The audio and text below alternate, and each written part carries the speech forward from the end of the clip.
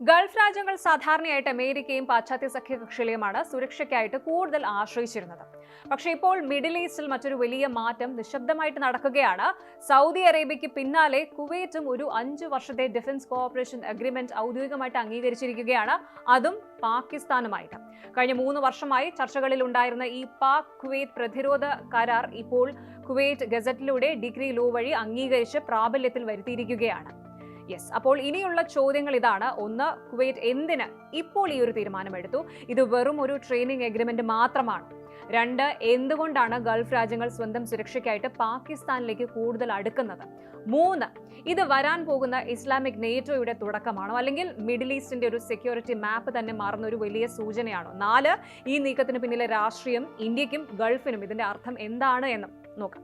Asia middle east Jio പൊളിറ്റിക്സിൽ വളരെ നിർണായകമായിട്ടുള്ള ഒരു update ആണിത്. ആദ്യം ഈ ഒരു ഡീലിന്റെ പ്രധാന വശങ്ങൾ എന്തൊക്കെയാണ് എന്ന് മനസ്സിലാക്കണം. ഇത് ഇന്നലെ ഒപ്പിട്ട ഒരു പുതിയ കരാറല്ല. ഈ ഒരു ഡിഫൻസ് കോഓപ്പറേഷൻ എഗ്രിമെന്റ് 2023 ജൂൺ 11-നാണ് ഇരു രാജ്യങ്ങളും ഒപ്പുവെച്ചത്. എന്നാൽ ഇപ്പോഴാണ് കുവൈറ്റ് ഔദ്യോഗികമായിട്ട് അത് റാറ്റിഫൈ ചെയ്തത്. അതായത് സ്വന്തം നിയമ നടപടികൾ പൂർത്തിയാക്കി കരാർ പ്രാബല്യത്തിൽ കൊണ്ടുവന്നിരിക്കുകയാണ്. കരാറിന്റെ കാലാവധി 5 വർഷമാണ്. ഒരു രാജ്യം പിന്മാറുന്നില്ല എങ്കിൽ അത് സ്വമേധയാ പുതുക്കാനും വ്യവസ്ഥയുണ്ട്.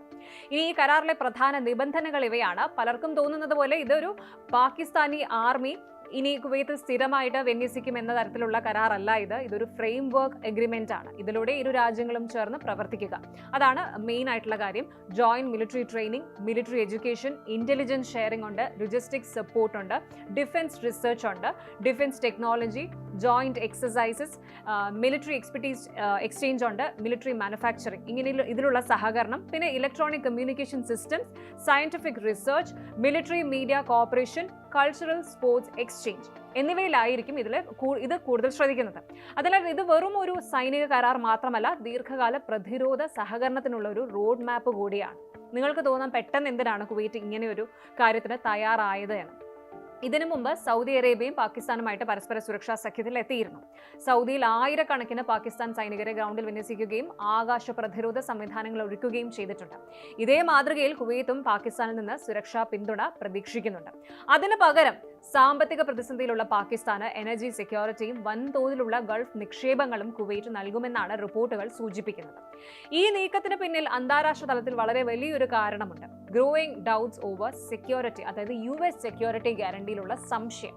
വർഷങ്ങളായിട്ട് ഗൾഫ് രാഷ്ട്രങ്ങളുടെ സുരക്ഷ നോക്കിയിരുന്നത് അമേരിക്കയായിരുന്നു. എന്നാൽ അമേരിക്കയുടെ പ്രാദേശിക ശ്രദ്ധ മാറുന്നതും റഷ്യ, ചൈന, ഇറാൻ അച്ചുതണ്ട് ശക്തമാകുന്നതും കണ്ട ഗൾഫ് രാജ്യങ്ങൾ തങ്ങളുടെ സെക്യൂരിറ്റി പാർട്ട്ണർഷിപ്സ് ഡിഫറൻഷിയേറ്റ് ചെയ്യാൻ തീരുമാനിക്കുകയാണ്. തുർക്കി, ഖത്തർ, സൗദി, കുവൈത്ത്, പാകിസ്ഥാൻ എന്നിവരെ ചേർത്ത് പ്രാദേശികമായിട്ടൊരു മുസ്ലിം സുരക്ഷാ കൂട്ടായ്മ ഇസ്ലാമിക് നേറ്റോ കെട്ടിപ്പടുക്കാനുള്ള ശ്രമങ്ങളുടെ ആദ്യ പടിയായിട്ടാണ് വിദഗ്ധർ ഇതിനെ കാണുന്നത്. ഇവിടെ മറ്റൊരു കാര്യം ശ്രദ്ധിക്കണം. പാകിസ്ഥാനും കുവൈത്തും തമ്മിലുള്ള സൈനിക ബന്ധം പുതിയതല്ല. 1960-കളിൽ മുതൽ തന്നെ പാകിസ്ഥാൻ ഗൾഫ് രാജ്യങ്ങൾക്ക് സൈനിക പരിശീലനവും ഉപദേശവും ഒക്കെ നൽകിയിട്ടുണ്ട്. കുവൈത്തിന്റെ സൈന്യത്തിലും വർഷങ്ങളായിട്ട് പാകിസ്ഥാൻ സൈനിക പരിശീലകരും ഉപദേശകരും പ്രവർത്തിച്ചിട്ടുണ്ട്. 1990-ലെ ഗൾഫ് വാർ സമയത്തും പാകിസ്ഥാൻ കുവൈത്തിനൊപ്പം ഉണ്ടായിരുന്നു. അതായത് ഇപ്പോഴത്തെ കരാർ ഒരു പുതിയ ബന്ധത്തിന്റെ തുടക്കം അല്ല, നീണ്ട കാലമായിട്ടുള്ള ബന്ധത്തെ കൂടുതൽ ഔദ്യോഗികവും വിപുലീകരിക്കുന്നതുമായിട്ടുള്ളൊരു നടപടിയാണ്.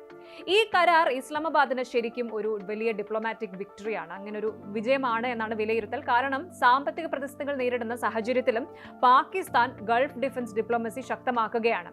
സൗദി അറേബ്യയുമായിട്ടും UAE-യുമായും അടുത്ത ബന്ധം നിലനിർത്തുന്ന പാകിസ്ഥാൻ ഇപ്പോൾ കുവൈറ്റിനൊപ്പം പ്രതിരോധ സഹകരണം കൂടുതൽ ശക്തമാക്കുകയാണ്. ഇത് ഭാവിയിൽ defence industry, military training, technology exchange തുടങ്ങിയ മേഖലകളിൽ പുതിയ അവസരങ്ങൾ തുറക്കാൻ സഹായിച്ചേക്കാം. അതേസമയം ഇന്ത്യയെ സംബന്ധിച്ച് കുവൈറ്റിനെയും സൗദിയെയും പോലെയുള്ള അടുത്ത സുഹൃത്ത് രാജ്യങ്ങൾ പാകിസ്ഥാനുമായിട്ട് സൈനിക കരാറുകളിൽ ഏർപ്പെടുന്നത് സൂക്ഷ്മമായിട്ട് നിരീക്ഷിക്കേണ്ട ഒരു സാഹചര്യമാണ്. തങ്ങളുടെ ഡയസ്പോറയും ബിസിനസ് ബന്ധങ്ങളും ഗൾഫിൽ ശക്തമാണെങ്കിലും സൈനിക തലത്തിൽ പാകിസ്ഥാൻ ഇവിടെ സ്വാധീനം ഉറപ്പിക്കുന്നത് പ്രാദേശിക ബാലൻസിനെ ബാധിച്ചേക്കാം.